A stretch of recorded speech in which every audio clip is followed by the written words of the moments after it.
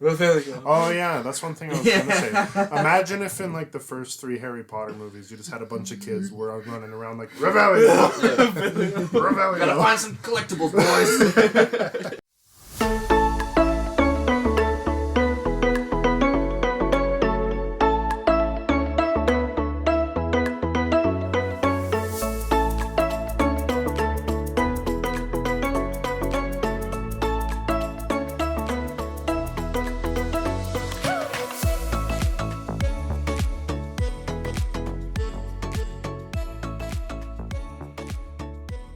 Hogwarts Legacy, 5 out of 10. Have a good day. I'm just kidding. No. Alright, let's do this for real. Hello and welcome to episode 18 of the Nerd Switch podcast.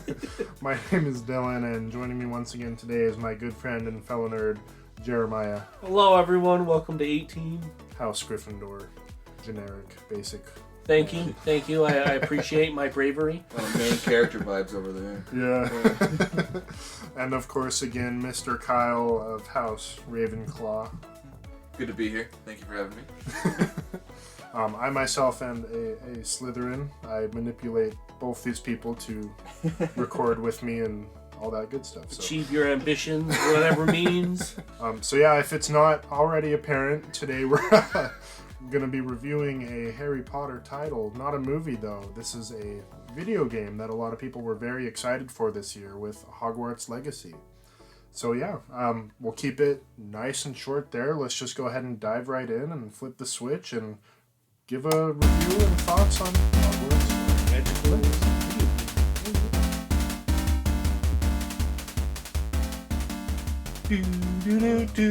Oh, you do. I ship Hermione and Draco. Okay. I'm just kidding. Yeah, so you guys were pretty hyped for this game, right? Oh, yeah. Absolutely. Oh, yeah. I think it was kind of, the closest thing... I hate my neighbors. Stop running! There's a walk button. The closest thing I've seen hype-wise to, like, Cyberpunk when we last had that, which, going in made me a little skeptical because it seems nowadays the more excited you get for a project, the more likely you are to be let down by it. Yeah. But, the game is upon us, and let's just dive right in. Similar to our other reviews, we're going to be breaking it down section by section. We'll start with the story, world, and characters, and then we'll progress through gameplay, performance, final verdict, all that good stuff. So getting started with the story here, if we turn to the handy-dandy IMDb, set during the 1800s, a newly enrolled student at Hogwarts discovers that they possess the unusual ability to perceive and master ancient magic, becoming the key to an old secret that threatens to tear the wizarding world apart. Sounds pretty typical for Harry Potter. Pretty much. But yeah, so it takes place like way before what everyone is familiar with, which immediately kind of sets this game apart as being able to be something unique. And, there's a lot of stuff the game does that's really good, and there's a lot of stuff for me that kind of does lower it in some areas that we'll talk about. And starting off with the story, for me, unfortunately, that's where some of those weaknesses lie. So, like, the story of Hogwarts Legacy is charming. Like we mentioned, it's fairly typical for, like, a Harry Potter-based story, but it is overall enjoyable. It doesn't really do anything to break the mold, and my main complaint really lies with, like, the villains. They just aren't very interesting. They're very, like, cliche. They're very thrown in there. They're just instantly very well known. They're a villain. Yeah. You get Ranrock, which is like this goblin dude who can use magic, which ties into the story. And, like, the story itself, it's not terrible. Like, it is enjoyable, and it kept me intrigued to go, like, throughout it. But, like, with the overall story, like, what did you guys think? I know maybe we probably have some differing opinions, because I've already kind of started off on a negative note, but I do have good things to say about the game, rest assured.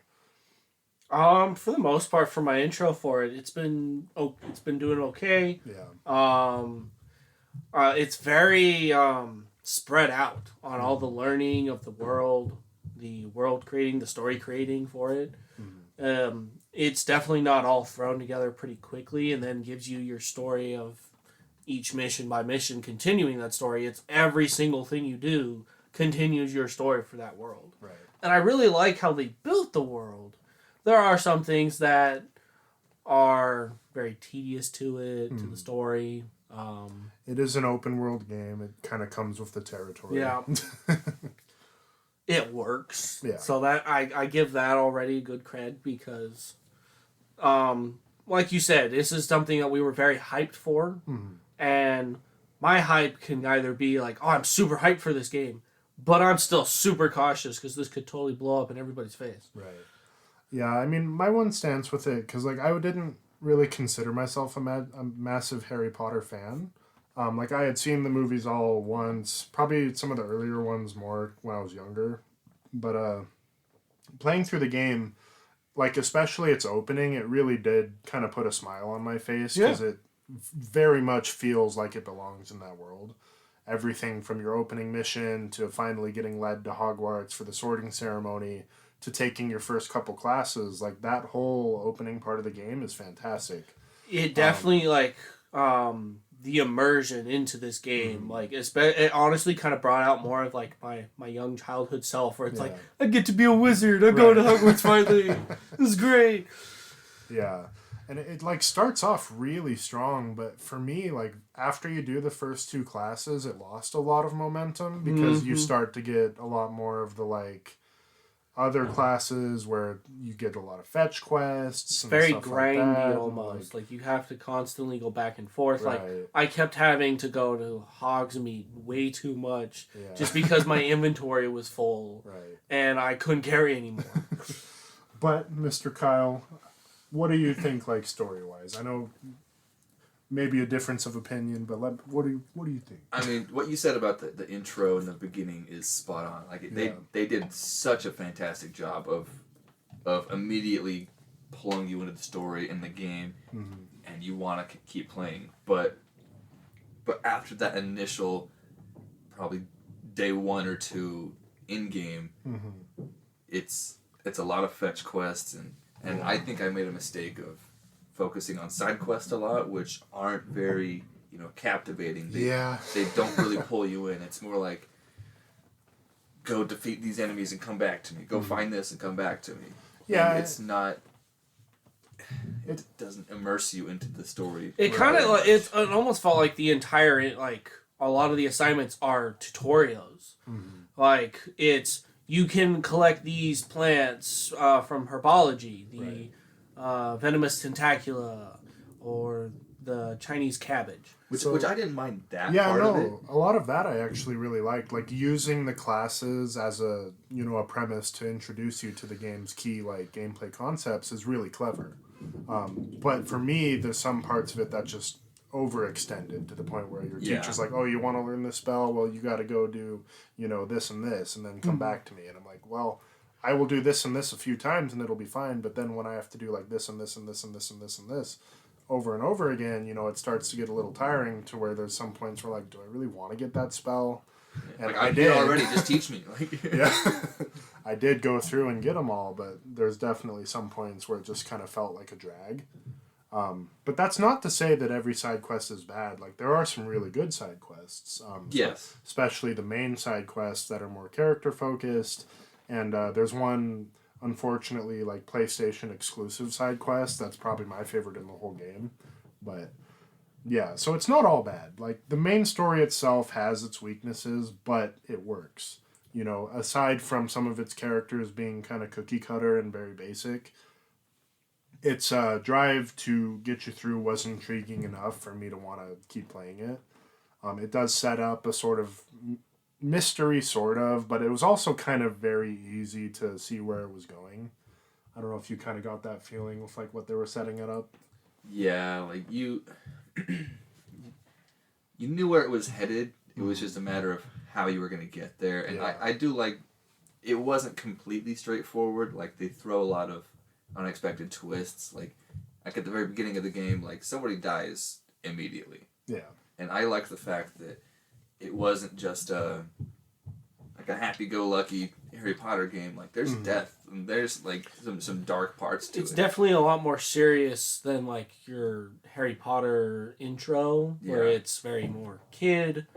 This one felt more reality based in this kind of world set. Yeah. Yeah, like there's betrayal and murder. Like there's right. There's some things that kind of pull you in, but the main story, it does have dull moments to say the least. Yeah. And that's unfortunate. I think a lot of it's almost like a bad TV series where there's just a few filler episodes. Right. And unfortunately you just want to get back to the interesting part. Right. Yeah, definitely a few peaks and valleys where it would like pick up a lot of momentum and then kind of slow down and go back and forth. Yeah. With the characters themselves, like a lot of the characters are really well done. Like standouts like Professor Fig and some of your fellow students, specifically Sebastian to me was a really good one. I like Sebastian. I actually really liked how the students could stand out. Like a lot of time, like as soon as you start your like which house you go to, you have some initial students you can go meet, and then as you progress to classes, you'll see them throughout like the game. I like how they kind of just like appeared out of the school. You'd see them walking around. Which I mean, us having 3 different houses, were they all the same characters? You think? Yeah, that's the one thing. I mean, I'm pretty sure because like you all meet Natty. Right? Yeah, like, which she was one of my favorites too. Actually, like you learn something cool. Because you learn what is it, Accio right away. Yeah. The first spell, one of the first spells you learn, and she's your partner for learning that. Right. Which leads me into one of my biggest disappointments with the game is like going in with the house system and everything. You know, after the letdown of like the life paths from Cyberpunk, I was really hoping this game would do something, and I mean it does to an extent, but a little more unique with it. But the disappointment I have is just the house system doesn't play a huge part in the narrative. I mean, regardless of which house you pick, the story is basically the same. You're forced to play the narrative as a hero as well. There's not really a morality system, despite what a lot of people were thinking going in. So all you Tom Riddle fanboys and girls, you can't just go in and like, I know there's a lot of memes where they're like, me 5 minutes into Hogwarts Legacy, and he's like, anything you want from the trolley. Yeah. No. I mean, if you're on PC and you mod your game, you can mod the game those people are tons of people are doing that. But I'm torn between the fact like there's no morality system. Like I like it because at the same time I don't want to play 4 different times. Yeah, I mean, there's like a pseudo morality system with one of the side quests where you can like morally be a little questionable, but in the end, like it doesn't matter. Like it mainly just changes like a line or 2 of dialogue. Like I legitimately casted one of the unforgivable curses like in front of Professor Fig at one point, and he didn't say anything. I'm like, that's a little immersion breaking, but whatever. So yeah, just like the house system is still really good, and it does change some stuff, like, you know, the common room you go to, some of the dialogue you'll get with some characters, but it did unfortunately kind of remind me of Cyberpunk in the sense that, you know, they could have really done something good with it, and I know it would take a lot of work from the developer to do something like that, but I had hopes, and I just felt like this part of the game was a little bit of a letdown. Yeah.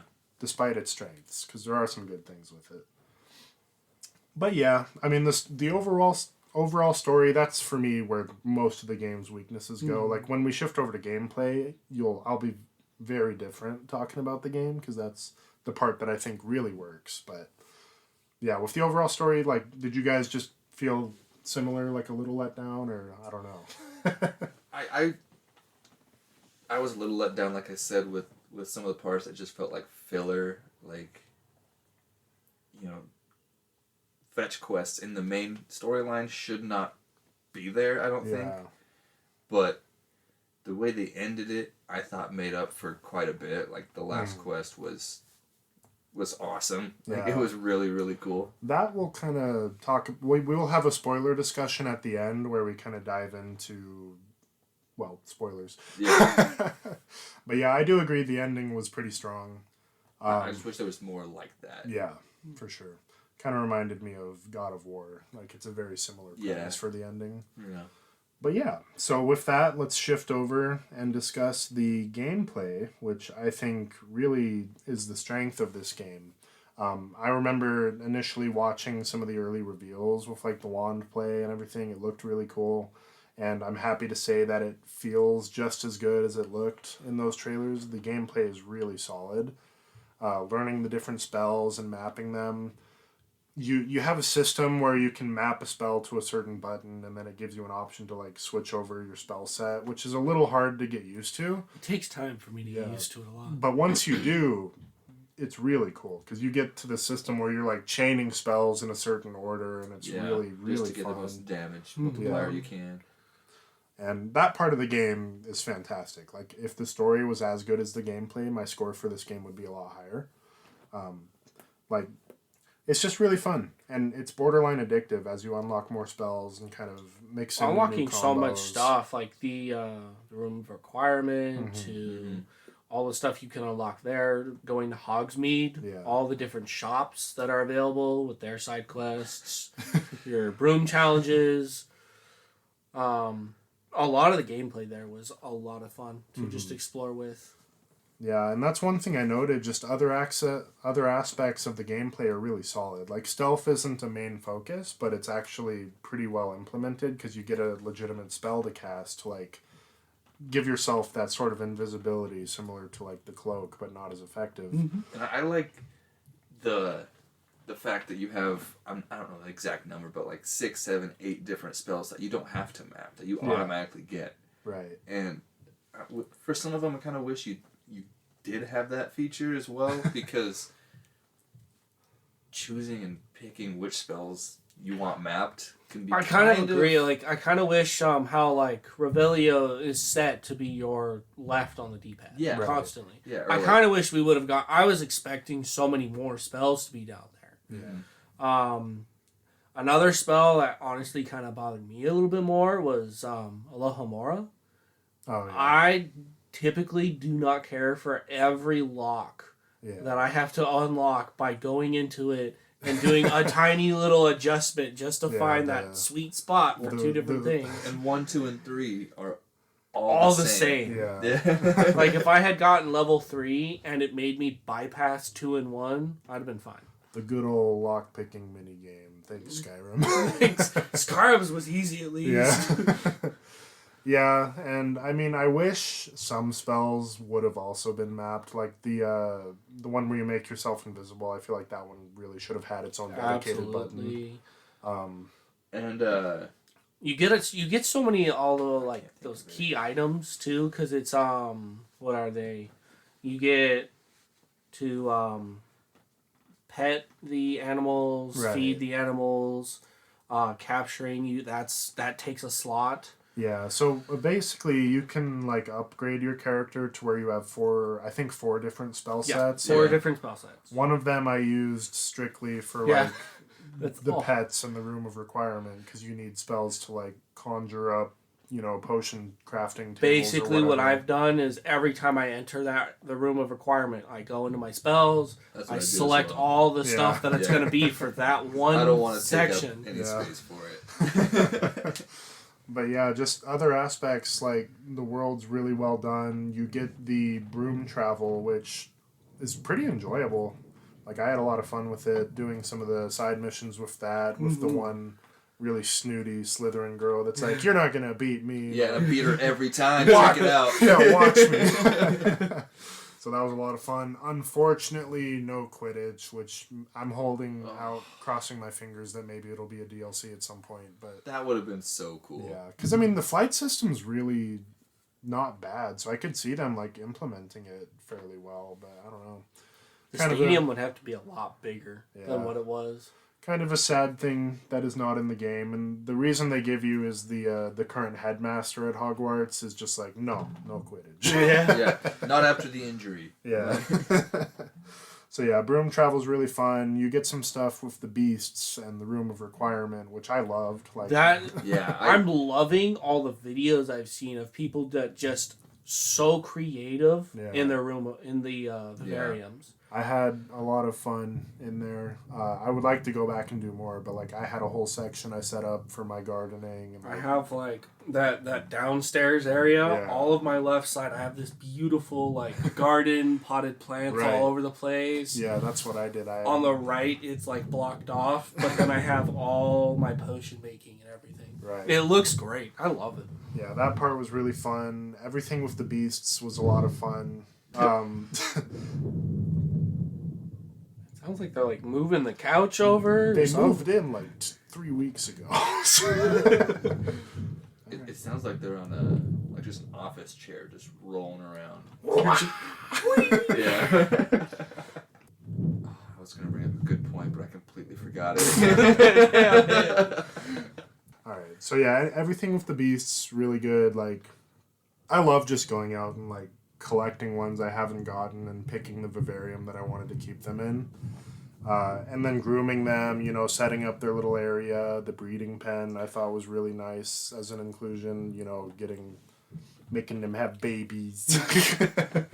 I'm so glad there's like multiple rooms too. Yeah. Like at first I was just like, this isn't enough. I know, I was like, this isn't good. I filled it up. We need to find a new recording studio. We're gonna rent an office space. We should get a camera. Get a camera. Um, Only if we allow like the TV in the background, yeah. so we can if we're like What were we staring. talking about?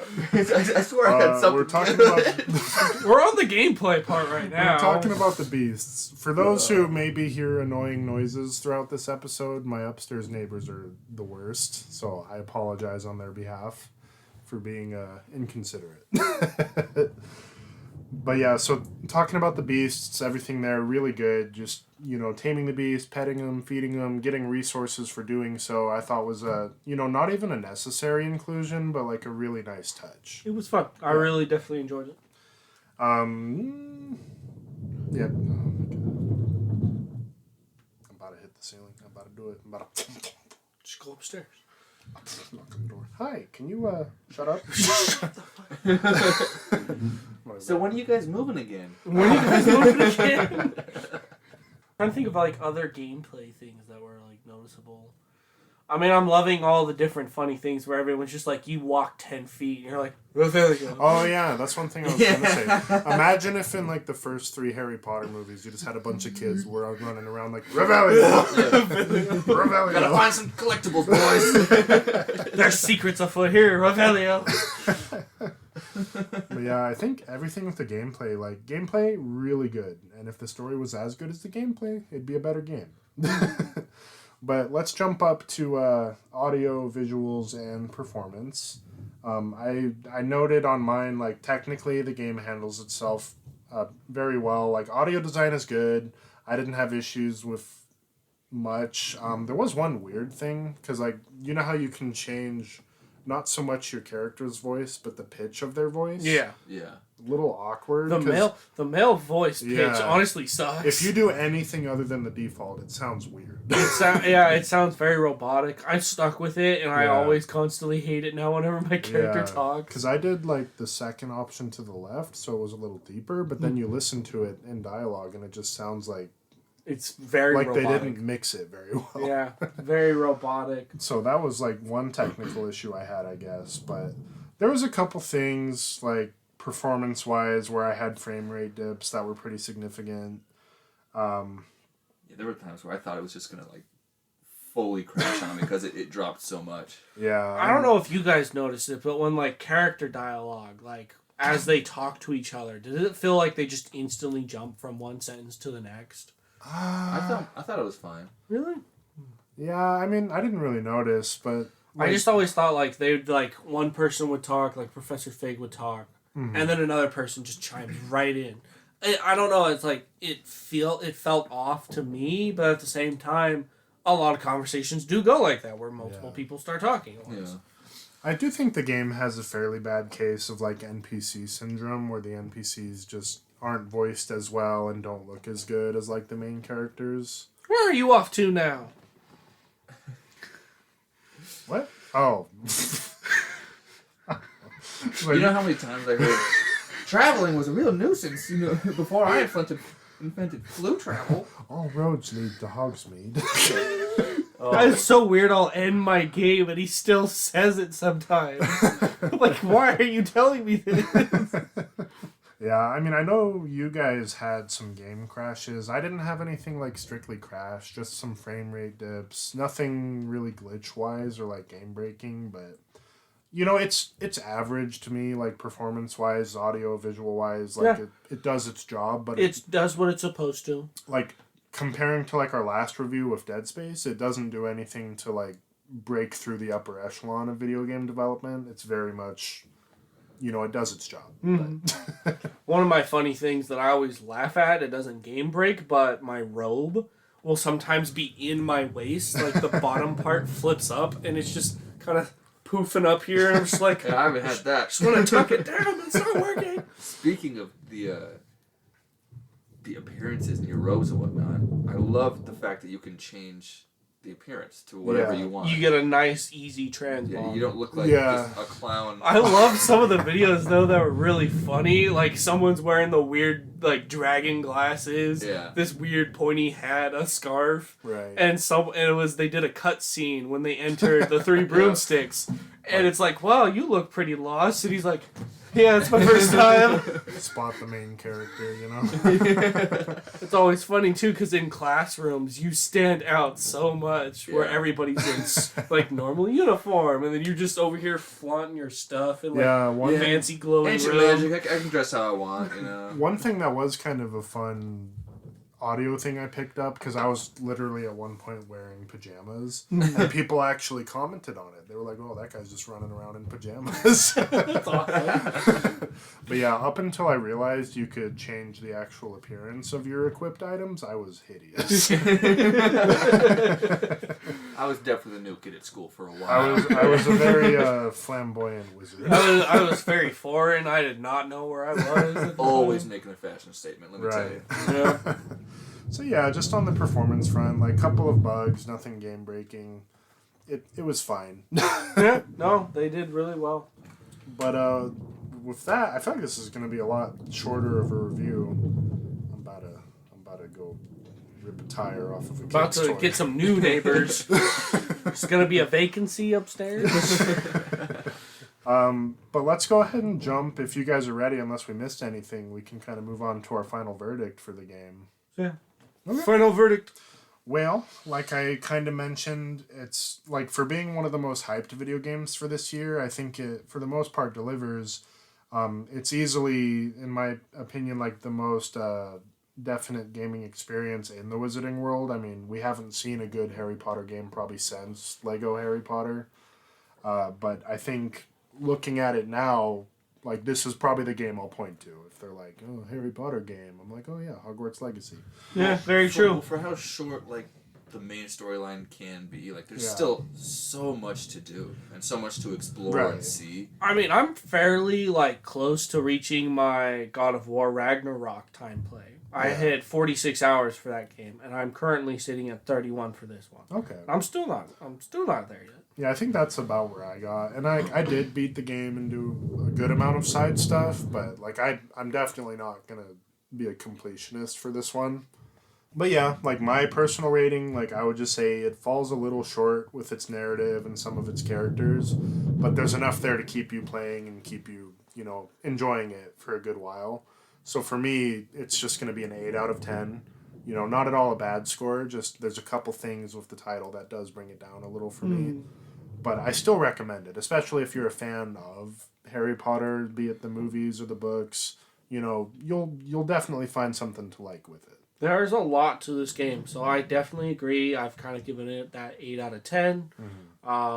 It is by all means still worth recommending to those that if you've grown up with the Harry Potter movies, if you've read the books, it's such it is honestly a good magical experience to go through, to kind of live that fantasy experience that you might have wanted to go through, be a wizard or a witch. I do hope if they do it again, like a sequel, I hope they kind of go more on the, alternate endings, Yeah. morality system, good more and bad to the ending. story and decision making in the game. Because it's a really good setup for it. And I guess one thing I did kind of forget to mention is this game really potentially... I hate you guys. it really potentially could have benefited from being an MMO. Because it has the setup and at some points just feels like it should have been one. Again, probably something that would have been a very big undertaking for the developers, but, something to think about. And Mr. Kyle, what about you? Your final thoughts? Where do you have this game? I grew up with Harry Potter. Like, I love Harry Potter a lot. But there were some things that brought it down for me. Like, the gameplay itself was awesome, but the story, not quite, pulling you in the entire time. Yeah. As well as there were a few performance issues, but I think 8.5. Okay. 8.5. It wasn't 9, but the more you think about it, it wasn't perfect. Like And even if this review sounds like more negative overall than like our Dead Space review, it's not strictly a bad game. Like, I wouldn't even say it's a bad game at all. We haven't gone lower than an 8 as far as our ratings. Yeah. Like, no, it's still definitely worth playing. It's just there's some things to be aware of. There's things that to be improved upon. Yeah. Performance-wise, it wasn't... It was very average. It was almost like they're like, it's working, let's go with it. Yeah. Because there are things that still bug focus on out, something glitch else. through, which I'm actually... It kind of brings up to the point of, like, how Skyrim sometimes glitches out still. And I love these glitches because they're hilarious. They don't break my game. They are just hilarious. And with Hogwarts Legacy, some of the glitches have been for Slytherin House. The squid will go through your rooms. And it's hilarious. I did not notice that. I've seen tons of stuff where apparently if you're hanging out down in the common room for Slytherin, the Kraken squid will swim by and he swims through your room. Oh, wow. It's just funny stuff like that. yeah. Okay. Small bugs, but they're funny. And I'm okay with these because they bring up that humor. They bring I'll remember that forever now because it's just super funny. It's much easier to forgive non-game breaking glitches than it is to look at something like Cyberpunk in its initial release and say that was okay. Yeah. I was able to get past the first mission. Yeah. You succeeded already. And it's a great first mission. Like, if the whole game was as strong as its opening, this could have been a lot higher up. I definitely it would have agree. definitely been a 10 because between the beginning and the end, it was a little rocky. But if it was as good as both of those the entire time, it's just like I felt like it should have like you said, it definitely had those filler story missions, and I feel like if you would have kept if they would have kept up, they're like, okay, let's get you through all the story missions all the way. As soon as you finish one, the next one's ready. Yeah. You can go do your side quests, or you can go do your main stuff. Like, you had full reins to explore the second you got a broom. Yeah. You can go do whatever you want. You could go fly to the bottom of the map, fly to the top. Or follow your story, get through it, and just keep experiencing these incredible missions rather than being like, oh no, you need to do this or you need to do that. Yeah, not to sound like a nerd, but there are some points where it just feels like someone was arresto momentum on the progression of the story. But yeah, the 2 8s and an 8.5, it's still definitely worth checking out. Maybe if you aren't super interested, maybe wait for a sale because it probably will reduce itself in price later on. Eventually. But yeah, worth checking out. But with that, we can shift over to a brief spoiler discussion. If you haven't beaten the game, if you want to play it, don't listen to this part. We're going to spoil stuff. Oh, hey. But yeah, one thing, I guess we'll just start with the main story itself. So where I argue that it was very predictable was as soon as they introduced the previous student who had ancient magic. Oh, yeah, you knew where that was going to go. Right away, because she's starting to be well, I want to take the pain away from my dad or whatever. Yeah. And then pursues this whole thing with using magic to take people's pain away, and then the professor's being you shouldn't do that, it's not your pain to take. And I'm she's totally going to be the main reason this all I happened. did like how it progressed a little bit, like, because I didn't expect, because at the very end, it escalates to where she's not just taking pain, it's all of their emotion. Right. Yeah. Like, her father is completely catatonic, basically. Like, Right. Yeah, so it was pretty predictable, but it was still, like, intriguing. Yeah. The sound. Oh my goodness. Whatever toy I'm gonna break in and throw it away. Well, give me that. Give me Throw it in the trash. But yeah, the main story, like, that part was pretty predictable. There was some stuff that I like, though. Like, you're interacting with these portraits of previous professors who are guiding you through these trials, because you're a student who has the ability to use ancient magic, and it's tying into unlocking the mystery and saving Hogwarts from the threat, which is Ranrock, this goblin who's, like, building up an army, very reminiscent of, like, you know, Voldemort. Yeah. The Harry Potter series, but he's using, like, Ranrock's getting power from somewhere. You find out there's these reserves, and you have to go deal with all that fun stuff. But yeah, and there were some things I didn't expect. Like, it was kind of straightforward and predictable, but you know, towards the end, I didn't expect them to dispatch the student the way that they did, as far as the way they defeat her. But I liked it. I liked it.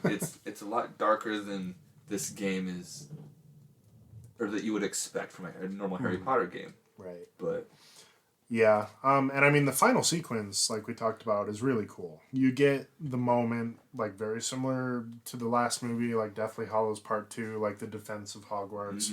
Not as bombastic, because you're essentially underneath Hogwarts. yeah, The goblins basically, like, drill in, and you get this whole sequence where you're fighting through them with the other professors. This is where I was casting the unforgivable curses, like, in front of all the professors, and, like, no one was saying anything. Also, I highly recommend not getting Avada Kedavra before the end of the game, because it's broken. I was, like, one-shotting the mini-bosses. and I do like your comparison as far as saying, like, it reminds you of God of War. Yeah. Because you're right, it's eerily similar. Mm-hmm. And yeah, like, the final boss is pretty good. I wouldn't say it's, like, revolutionary for boss design or whatever. I didn't expect it to go that way.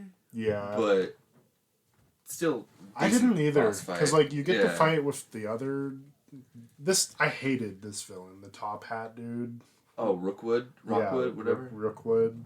He was the one, to me, that was, like, most stereotypical twirling mustache villain. Yeah. Yeah, for sure. Like, with him, you get the cool thing where you're, like, both doing the wand, and you're, like, that was spamming really cool. the button to, like, you know, win and whatever. But the Ranrock boss fight, instead of fighting Ranrock directly like I thought you would, he, like, transforms into this giant... Almost dragon type Yeah. thing. Yep. Yeah. And that's where I'm like, that's a little, like, Resident Evil-y, but whatever. Which a lot of people have, like, already asked. It's like, what was the explanation for that? A lot of people weren't happy with it. My best answer for all of you, it's magic. It's magic. Well, it's all It's that magic. dark magic Yeah. that somehow, you know, mixed with him. I mean, whatever. Like what you're saying too, because it says that it wasn't just the pain; it started taking more than that. Yeah. Clearly, it was like there is something that makes a wizard have that magical potential. Yeah. And my guess is it took that part of that, which as children, they do things they don't expect. Look at Harry; he turned glass completely, made it disappear without even doing anything. So clearly, magic in this world has these effects, and that pain altered it further, and that's why it was more darker and had its effects. And I don't think Harry Potter is the best place to try and really dive into the science behind the magic, because there's a lot of stuff even in the movies where it's like, just watch, don't ask about it. It's definitely one of those things. I mean, how do you explain magic? Yeah. Exactly. That's why it's like there is no you can get good away way with to a lot of stuff. Yeah. Saying the words "it's magic" that gives you kind of your answer. You can't really argue with it because it's magic. Try explaining it. Right. Yeah. So yeah, and one of the other spoiler territories of the game is the side quest with Sebastian, which I think is the best. Yeah, that went narrative part. a way cool. I didn't expect, to be honest with you. Like, yeah, no, that's where the morality kind of comes in, because you're working with Sebastian, who's a Slytherin student. His sister was cursed at some point, and he's trying to do everything he can to heal her. And, it dives into him learning the dark arts to try and do so, which then gives your character the option to also learn the dark arts, but you can reject it. Who's going to do that, though? I mean, come on. Yeah, right. Yeah. Apparently, if you do reject it, you'll still learn it another way. Yeah, you could learn it later as long as you don't have Sebastian expelled. Yep. And that's the one thing that sucks, is the only place where there's a legitimate decision in the game is just a side quest. Like, that's where I really think this game had potential to be more driven like that way, but that quest was really good, though. Yeah, it is really good. And like Sebastian's motives are good. He does seem a little like overly crazy at some point. Sure. Where he's like raising all the dead in the tomb at one point. Is like, it's gonna save my sister. I'm controlling and I'm them, bro. I had to fight 40 of them. Sebastian, you idiot. But yeah, and then like the stuff with his dad, who's like, no, you can't save her. You need to stop. His uncle. Oh, his uncle. Okay. Silly banana. And then, and then the point where Sebastian like casts Avada Kedavra on his own uncle and kills him. I'm like, damn, that's pretty dark. I was like, okay. And then after that, you're like, wow, I can't believe you just killed your uncle. That's crazy. Can you teach me that curse? That part did feel really weird, because I'm like, oh, I really want to learn it, but I would totally not make that decision. I would have been like, wow, you definitely shouldn't have done that. But the only other option was, can you teach me? Yeah. Oh, man. Yeah, so that part felt a little awkward. But I got the curse, so. Yeah. But yeah, that narrative was really good. Just some, like, even the other side quests, like with Natty, and she was the one who was mainly dealing with, who was the third guy? Harlow, that's right. Which I liked the fact that, what is it called? An enigmas? Where she can turn into a gazelle? Animagus. Animagus. Oh, okay. Yeah. But I thought that was really cool. I wish it would have dived a little deeper into that. Right. But I liked that a lot. Like her side, like I don't think any of the side quests are as strong as Sebastian's, but hers was really good. I really enjoyed Poppy's as well. Poppy's dealing with the poachers, like one of the big drives for the Beast part of the game being there is, the whole thing with people poaching, and that's your reason for rescuing the beasts and bringing them to your vivarium. So I enjoyed that one quite a bit. You get some good missions with her. I don't know if you guys played the Hogsmeade side quest with buying your own shop. Yes, that's one he loves. Fully unexpected, but I loved that. I really enjoyed that was really I fun. thought it was going to be very typical, but then you get the little house elf where you're like, go check out the chest and see what he left you, and she's like, and I was like, what are you talking about? What did she say? She's like, or should you open the chest or Yeah, something? and And then- I'm like, wait, why would you say that? That's a little sus. But then you get sucked into the chest, and you basically have this ghost who's like toying with you and making you go through these puzzles, and it's a really cool part of the game that is completely different from the rest of the game, but really enjoyable, which makes me sad that it's PlayStation exclusive. Oh, is that the exclusive one? Well, they made it count. Yeah. But I'm trying to think. It reminded me of something. I'm not quite sure. I don't know if it was one of the Arkham games when, like, you're hallucinating and whatnot. Right. But I liked how they did it quite a bit. Yeah, it was a lot of fun. They even threw in the chess reference. You get that big chessboard with the knight. Yeah, I thought that was actually gonna, it was gonna be a little bit more like the movies right there. Yeah. Where you were actually gonna have to fight chess pieces, Yeah. so to speak. But you did get to the cool part where the mannequins come alive. yeah, and then you turn around and come back, and they're right here about to choke you. So yeah, really cool stuff. But I think that's a lot of what there is to talk about with the spoilers. Like we said, the story isn't groundbreaking or anything. It's very typical. And a lot of the named enemies, like, you would just find them out and about in the world, and there would be no story to them, or small cutscene, or anything. It's just like, there's a bunch of enemies. This one is obviously the leader, because they have an actual name and a bigger health bar. Yeah. But I know nothing about them, and they're not even hard to defeat. A lot It of just them turned happens. out to be like a lore thing, kind of like Dark Souls, where once you've discovered them, you can go to your collections and then read about them. Yeah, a little bit. I But it's very small. I wanted to see more. I know, Yeah. that's kind of one of the things too. Like Dark Souls has always done it that like if you want the lore, you have to look it all up. Right. Yeah. And that's kind of what they did for a lot of those side bosses, or just kind of stories and tales that you have to go If you're a find. named enemy, I feel like I should know about you Yeah. to an extent. Right. But yeah, I mean, to kind of tie back to the final verdict before we wrap up, like, it's still a really solid game. I mean, the way that they brought Hogwarts to life is really cool. It gives you a lot of those feelings you would expect to have if you were actually able to, like, enter this world. Yeah. Opening of the game specifically, a lot of the stuff exploring Hogwarts, there are, like, a lot of secrets you can find. You know, optional puzzle rooms, one part where you get to go down to the restricted section of the library, which is cool, and a lot of references to, like, the movie and book material, which I'm sure fans will appreciate. So yeah, I still recommend checking it out. Like, if you're a fan, like, full price, I'd say go for it. But I mean, if you're not and you're a little skeptical, you know, waiting for a sale is probably not too bad on this one. But yeah. So with that, we will push to our wrap up here. So if you made it to this point in the episode, we just want to take a moment to thank you for listening. Thanks. Yeah. If you want to follow us on social media, we're on Twitter as well as Instagram. If you check the description on this episode, we're also on YouTube if you want to support us there. But with that, we will let you guys go. Of course, we hope to have you back with us in the next episode. But in the meantime, hope you guys have a great rest of the day. Bye-bye. Bye, bye, bye, bye, bye, bye, bye. Please come back for the next one.